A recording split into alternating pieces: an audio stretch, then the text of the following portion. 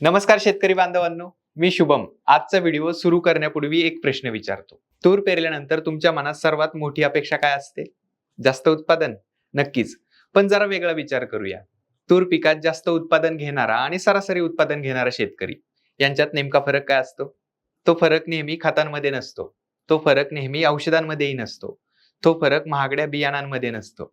बहुतेक वेळा तो फरक छोट्या छोट्या निर्णयांमध्ये असतो. जसे की पेरणी कधी केली, बीज प्रक्रिया केली की नाही, पहिल्या 60 दिवसात शेतात किती वेळ दिला, फुलधारणेच्या वेळी ओलावा टिकवला की नाही. ह्या गोष्टी छोट्या असल्या तरी ह्या खूप मोठा फरक निर्माण करत असतात. म्हणून आजचा हा व्हिडिओ तूर लागवडीच्या शिफारसीसाठी नाहीये, तर हा व्हिडिओ तूर पिकाचा संपूर्ण प्रवास समजून सांगणारा आहे. असा प्रवास जो पेरणीपासून सुरू होतो आणि भरघोस उत्पादनापर्यंत येऊन पोहोचतो. आणि माझी खात्री आहे, जर तुम्ही हा व्हिडिओ शेवटपर्यंत पाहिला तर तुमचा तूर पिकाकडे पाहण्याचा दृष्टिकोन बदलू शकतो. शेतकरी बांधवांनो, आपण उत्पादनाबद्दल बोलतो तेव्हा नेहमीच आपण क्विंटलमध्ये बोलतो. पण उत्पादन तयार कुठं होतं? शेतात. आणि शेतात उत्पादन तयार होतं ते 4 टप्प्यांमध्ये. पहिला टप्पा म्हणजे योग्य झाडांची संख्या, दुसरा म्हणजे फांद्यांची संख्या, तिसरा म्हणजे फुलधारणा आणि चौथा म्हणजे शेंगांमध्ये भरलेले दाणे. या 4 पैकी एखादी जरी गोष्ट कमी पडली तर तुमचं उत्पादन कमी होऊ शकतं. म्हणून उत्पादन वाढवायचं असेल तर संपूर्ण साखळी मजबूत ठेवणं आपल्याला गरजेचं आहे. आता याची सुरुवात होते बीज प्रक्रियेपासून. एक गोष्ट लक्षात घ्या, शेतकरी खतांवर हजारो रुपये खर्च करतात, पण बीज प्रक्रिया मात्र टाळतात. पण इथेच पहिली चूक होते, कारण बियाणं मातीत गेल्यावर पहिल्या काही दिवसातच त्याला सर्वात जास्त धोका असतो.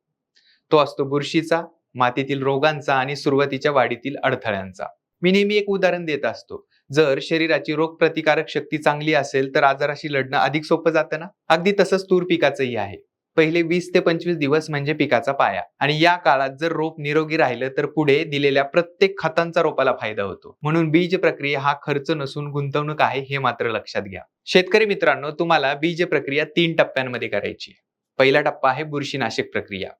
प्रति किलो बियाणास 3 ग्राम थायरॉम वापरा किंवा 5 ग्राम ट्रायकोडर्मा तुम्ही वापरू शकता. दुसरा टप्पा आहे रायझोबियम. प्रति 10 ते 15 किलो बियाणास 250 ग्राम. तिसरा टप्पा आहे पीएसबी. प्रति 10 ते 12 किलो बियाणास 250 ग्राम. गुळाचं एक थंड द्रावण तयार करा. त्यात रायझोबियम आणि पीएसबी मिसळा. बियाणांवर समान प्रमाणात लावा. ते बियाणं सावलीत सुकवा आणि मग नंतर पेरणी करा. आणि शेतकरी मित्रांनो, यासाठी तुम्हाला फक्त अर्धा तास खर्च करायचा आहे, पण हा अर्धा तास संपूर्ण हंगामाला नवीन दिशा देऊ शकतो. आता एक गोष्ट मी वारंवार पाहतो, शेतकरी चांगलं बियाणं घेतात, जमीनही तयार असते, पण पेरणी पुढे ढकलतात. म्हणजे 2 दिवसांनी करू, आणखी एखादा पाऊस पडू देत, थोडा अजून थांबू. पण निसर्ग त्याच्या वेळेनुसार चालतो, आपल्या वेळेनुसार नाही. तूर हे कालावधीवर चालणारं पीक आहे आणि त्याच्या वाढीच्या प्रत्येक टप्प्याला योग्य वातावरण लागतं. म्हणून वेळेत पेरणी करणं अत्यंत महत्वाचं आहे, हे मात्र लक्षात घ्या. साधारणपणे 15 जून ते 15 जुलै हा कालावधी पेरणीसाठी योग्य मानला जातो. उशिरा पेरणी झाली की वाढीचा कालावधी कमी होतो आणि याचा थेट परिणाम फुलधारणेवर होतो. शेवटी उत्पादन घटतं. म्हणूनच एक गोष्ट लक्षात ठेवायची, पेरणीची संधी निसर्ग एकदाच देतो आणि ती वेळेत पकडणं आपल्या हातात असतं. तुम्ही तूर लागवड कधी करणार आहात हे कमेंटमध्ये मात्र नक्की सांगा. शेतकरी मित्रांनो, आता तुम्हाला मी एक असा विषय सांगणार आहे ना, अनेकदा जो दुर्लक्षित केला जातो, तो म्हणजे झाडांची संख्या.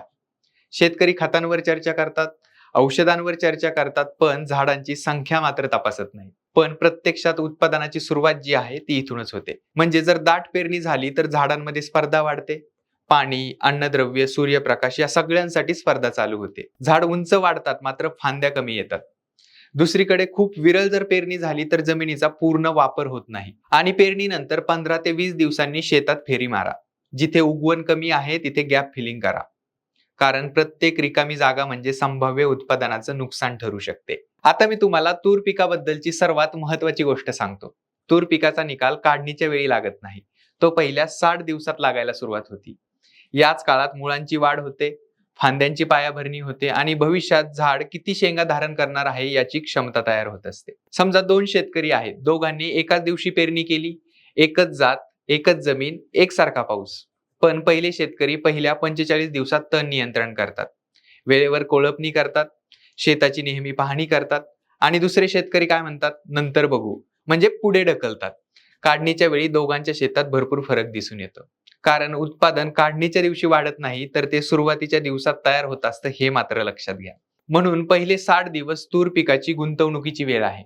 या काळात तुम्ही दिलेलं लक्ष पुढे उत्पादनाच्या रूपाने तुम्हाला परत मिळणार आहे. शेतकरी बांधवांनो, शेतात गेल्यावर सर्वात आधी आपण काय पाहतो? झाडाची उंची, पानांचा रंग आणि फांद्या. पण एक गोष्ट आपल्याला दिसत नाही, ती म्हणजे झाडांची मुळं.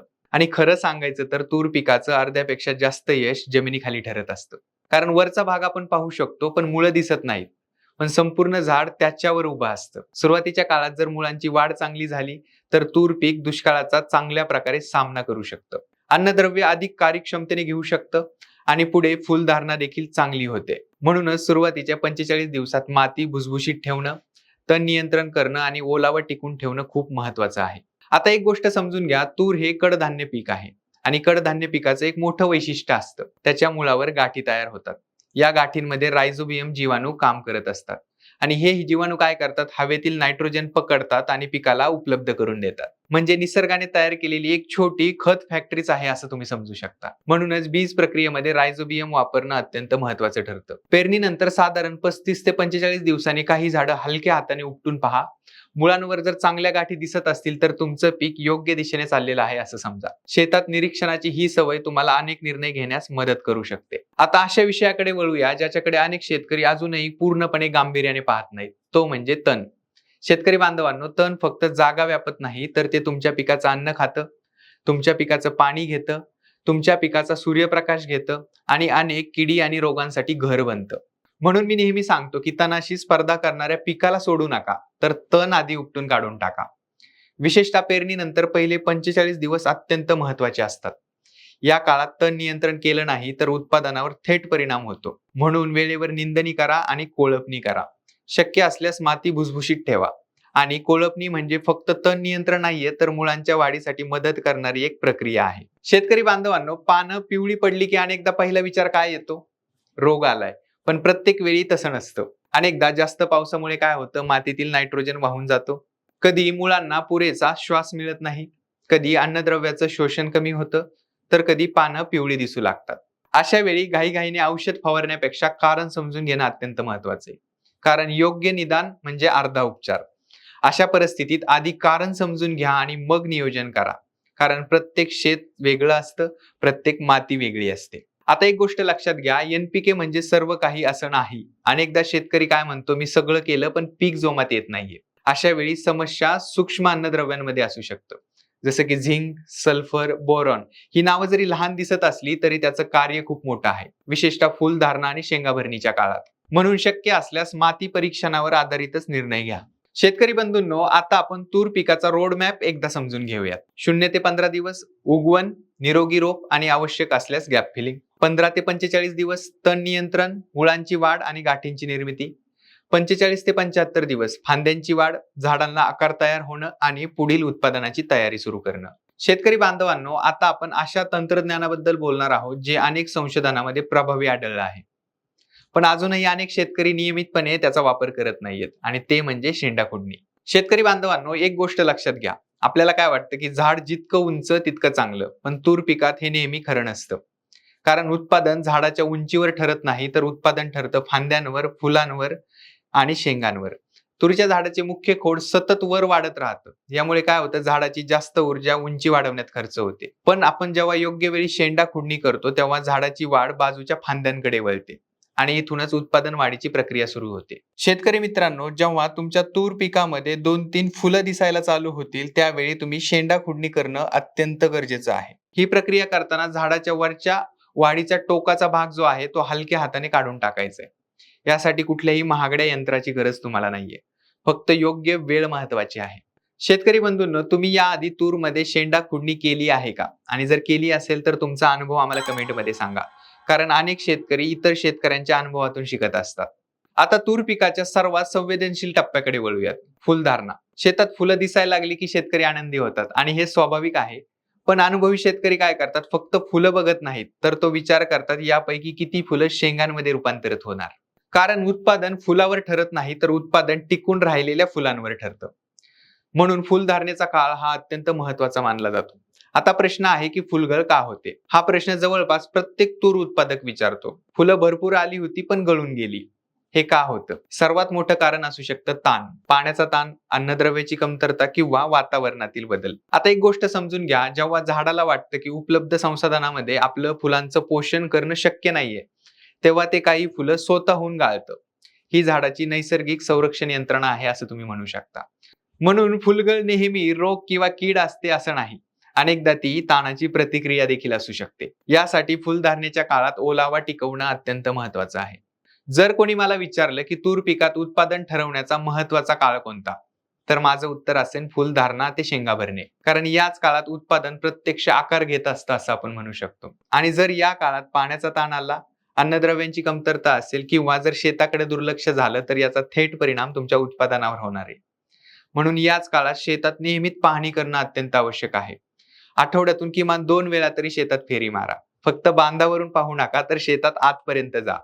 वेगवेगळ्या भागातील झाडं तपासा, पानांचा रंग बघा, फुलधारणा बघा आणि कोणताही बदल दिसतात त्याची नोंद करून घ्या.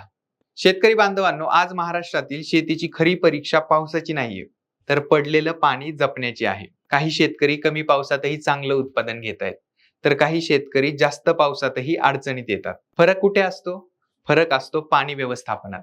पावसाचं पाणी जमिनीत मुरणं अत्यंत महत्वाचं आहे, ना की ते वाहून जाणं.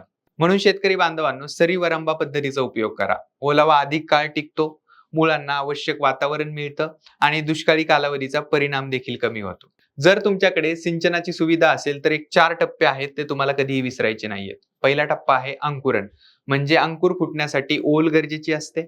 दुसरा टप्पा आहे शाकीय वाढीच्या अवस्थेत आणि तिसरा टप्पा कळी निघण्याची आणि फुल अवस्था. या अवस्थेत अचानक पाणी दिल्यामुळे फुलगळ होऊ शकते, म्हणजे जमीन खूप सुकलेली असताना अचानक भरपूर पाणी दिलं तर. आणि चौथा टप्पा शेंगांमध्ये दाणे भरण्याचा. या अवस्थेमध्ये दिलेलं पाणी उत्पादनासाठी अत्यंत महत्वाचं ठरतं. पण एक गोष्ट लक्षात ठेवा, पाणी द्या पण पाणी साचू देऊ नका, कारण तूर पिकाला जलभराव अजिबात सहन होत नाही. आता एका महत्वाच्या विषयाकडे वळूयात, आंतरपीक. एक प्रश्न विचारतो, कोणताही व्यापारी संपूर्ण व्यवसाय फक्त एका ग्राहकावर चालवतो का? नाही ना. मग आपण संपूर्ण हंगामाचं उत्पन्न एका पिकावर का अवलंबून ठेवतो? याचं उत्तर म्हणजे आंतरपीक. तूर अधिक सोयाबीन, तूर अधिक बाजरी, तूर अधिक सूर्यफूल हे पर्याय जोखीम कमी करतात. म्हणजे एक पीक कमी आलं तर दुसऱ्या पिकातून काही प्रमाणात उत्पन्न मिळतं आणि शेती अधिक सुरक्षित बनते. माझ्या अनुभवानुसार उत्कृष्ट शेतकरी आणि सामान्य शेतकरी यांच्यातील सर्वात मोठा फरक काय असतो? तो पैशाचा नसतो, तो असतो निरीक्षणाचा. उत्कृष्ट शेतकरी काय करतात? शेतात जास्त वेळ घालवतात, समस्या लवकर ओळखतात, बदल लवकर लक्षात घेतात आणि वेळेवर निर्णय घेतात. म्हणून मी प्रत्येक शेतकऱ्याला एक सवय लावण्याचा सल्ला देत असतो. आठवड्यातून 2 वेळा तरी शेतात फेरी मारा. ही सवय अनेकदा महागड्या फवारणींपेक्षा जास्त फायदा करून देते. तर शेतकरी मित्रांनो, शेवटी संपूर्ण व्हिडिओचा आढावा घेऊयात. आपण या व्हिडिओमध्ये पाहिले, वेळेत पेरणी करा, बीज प्रक्रिया कधीही टाळू नका, योग्य झाडांची संख्या राखा, पहिले 45 दिवस संपूर्ण शेत तणमुक्त ठेवा, मुळांवरील गाठींची वाढ तपासा, शेंडा खुडणी वेळेवर करा, फुलधारणेच्या काळात ओलावा टिकवा, सूक्ष्म अन्नद्रव्यांकडे दुर्लक्ष करू नका आणि आठवड्यातून किमान 2 वेळा तरी शेताची पाहणी करा आणि शेवटी आंतरपीक पद्धतीचा वापर करा. शेतकरी बांधवांनो, आज आपण तूर पिकाबद्दल अनेक गोष्टी जाणून घेतल्यात. आता मला तुम्ही कमेंटमध्ये काही गोष्टी सांगायच्यात. एक म्हणजे या संपूर्ण व्हिडिओतून तुम्हाला सर्वात उपयुक्त माहिती कोणती वाटली? तसेच यंदा तुम्ही तुरीचे कोणते वाण लावले आहे अथवा कोणते वाण लावणार आहेत ते देखील तुम्हाला कमेंटमध्ये सांगायचे. आणि हा व्हिडिओ जर तुम्हाला उपयुक्त वाटला असेल तर लाईक करा आणि तुमच्या इतर शेतकरी मित्रांपर्यंत नक्की शेअर करा. आणि शेतीविषयी अशीच माहिती मिळवण्यासाठी ॲग्रोस्टार चॅनलला आता सबस्क्राईब करा. भेटूयात पुढच्या वेळी नवीन विषयासोबत. तुर्तास धन्यवाद.